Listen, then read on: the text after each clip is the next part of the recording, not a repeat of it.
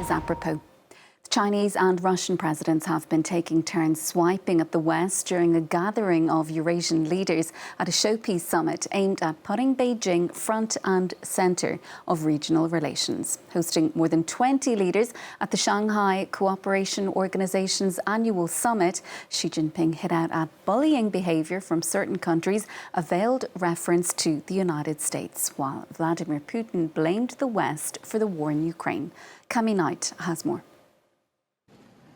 Holding hands, Russia's Vladimir Putin and India's Narendra Modi head straight for their host, Chinese President Xi Jinping. They form a huddle with their translators and exchange a few words, even a few laughs. For Xi, the optics are ideal as he seeks to assert himself as a world leader they can count on.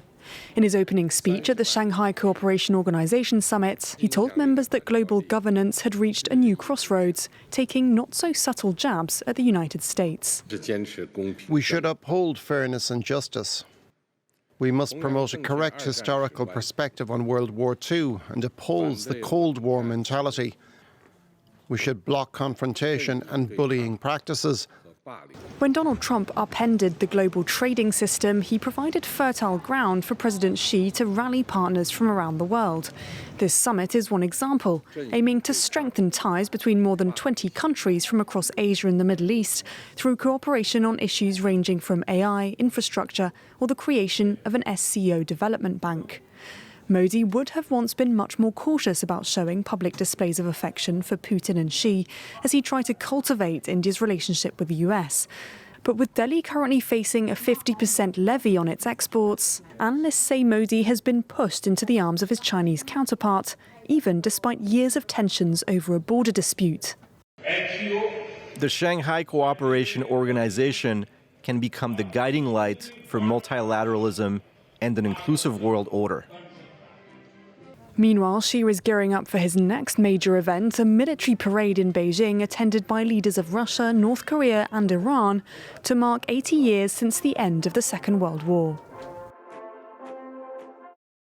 For more, let's bring in Robert Manning, Distinguished Fellow at the Global Foresight Hub and China Programme at the Stimson Centre. Robert, thanks for being with us on the programme this evening. Firstly, aside from the speeches, the set pieces, the discussions that will be taking place on the sidelines, just how much of this summit is aimed at rattling those looking on from Washington and other Western capitals? Well, it seems that Donald Trump is the gift that keeps on giving to Xi Jinping. And I think what we're seeing, the Shanghai Cooperation Organization really has been mainly a talk shop, but it's become symbolic of a world that sort of seems to be trying to make itself America-proof, both in terms of new trade arrangements, new security arrangements, and it's a wonderful vehicle for Xi to mobilize aggrievement against the United States power, and this has been very successful for him. How far it goes, I don't think there's a viable alternative. I think Donald Trump's vendetta against Modi in India is really shifting the geopolitics in a way that the U.S. will not benefit from. And in terms of the two men that we've been talking so much about today, Vladimir Putin, given the appearance really of being the Chinese president's right-hand man, judging even from the position that he's standing in the photographs, but what do we actually know about the relationship? Well, it's a very personal relationship, and I think that they've met dozens and dozens of times. China, as you know, has been pretending to be neutral, but has been very important to support, enabler of Putin in the Ukraine war. And I think what brings them together is more opposition to the U.S.-dominated world order than anything else. I think that also that, Chinese are not happy with the Ukraine war. They haven't completely supported Putin. They never recognized, for example, the annexation of Crimea, and I don't know if they would accept Putin's goals for the Donbass either. but they have been very important to his success, and it's become a symbol of shifting politics and an increasingly multipolar world.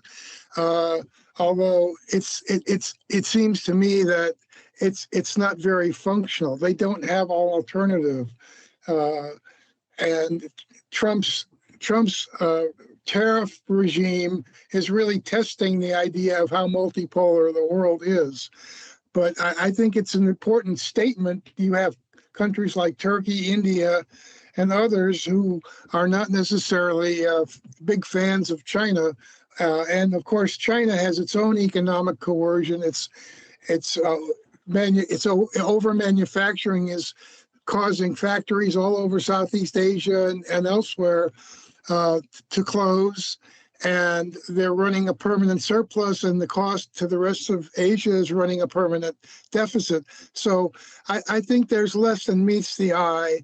I think if you look at the alternatives that Xi Jinping is talking about, his new global security initiative, there really is not much there other than let's be nice to each other. And so I don't know how far this goes in terms of fashioning an alternative, but I think there, as I say, I think, and it's not just this SCO, it's much of the world is trying to figure out how to immunize themselves against America. So it's also then really about sending a message to Washington amid those ongoing trade negotiations with Beijing as much as anything else, do you think, Robert? Oh, absolutely. I think the Trump administration has underestimated China. The monopoly they have on critical minerals, particularly magnets, gives them escalation dominance in the trade war. And I think that's why you have more tariffs on India now than China. Trump has been very cautious and backed off when the Chinese stopped the flow of critical minerals. So I do think Trump wants a deal with China. I think they will probably meet in the fall and work out some arrangements. But I think that the whole relationship is filled with deep distrust on both sides, and there are a lot of vulnerabilities that could lead to conflict. And looking ahead to the military parade that we're going to see in China on Wednesday, it's being held to mark 80 years since the end of the Second World War. What do you think that's going to say, or what is China hoping it will say about the current world order and the forces it sees reshaping it? Well, they're trying to project Chinese power. I think it's unfortunate that he's trying to rewrite World War II history and downplay the U.S. role in the victory against fascism. But I think it's sending a message. And I note that Prime Minister Modi did not attend the military parade because those Chinese weapons are being sold to Pakistan, which is attacking India. So it's a little more complex. Their interests overlap in terms of their posture on the world order and the inequality of it. But their national interests are clashing at several different levels, whether it's India and China, and even to some extent Russia and China over the long term. But will China be optimistic, do you think, that it can smooth over some of those disagreements that it's had with India, also with Iran? And how much of a rival really is China when it comes to its interactions with India?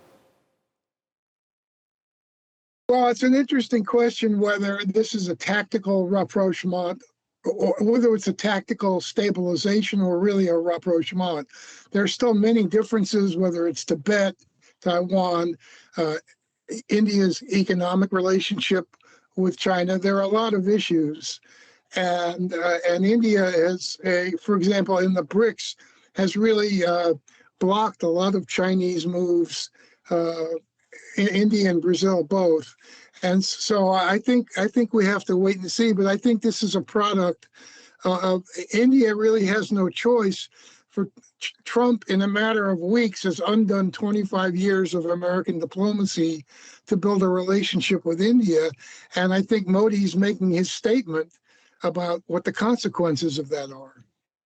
OK, Robert, we leave it there for now. Thanks so much for being with us, though, in the programme this evening. That is Robert Manning, Distinguished Fellow at the Global Foresight Hub and China Programme at the Stimson Centre.